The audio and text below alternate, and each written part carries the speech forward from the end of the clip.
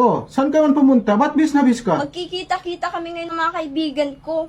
Mga dalaga pa kasi kami nung huli kami nagkita-kita eh. Tumigil ka, hindi ka alis. Bakit? Nagkita-kita kayo ng mga kaibigan mo o magkita kayo ng ex mo? Wow! Pumasok ka sa bahay at matulog. Huwag ka pumunta doon. Hindi pwedeng hindi ako pumunta. Magtatampo yun mga yun sa akin. Sinong nagtampo? Yung mga kaibigan mo o yung ex mo? Wow! Hindi ka alis. Ako nga, hindi ako pinayagan mag-basketball tapos ikaw alis ka? Ano ka sinusuwerte? Payagan mo na ako. Bakit ba talaga gusto-gusto mong pumunta doon? Alam mo kung bakit? Bakit? Kasi ibabalita ko sa kanila na ang gwapo-gwapo ng napangasawa ko.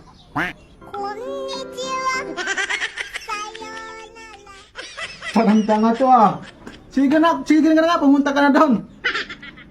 Teka, may pera ka ba? Wala nga eh. Ako din wala eh.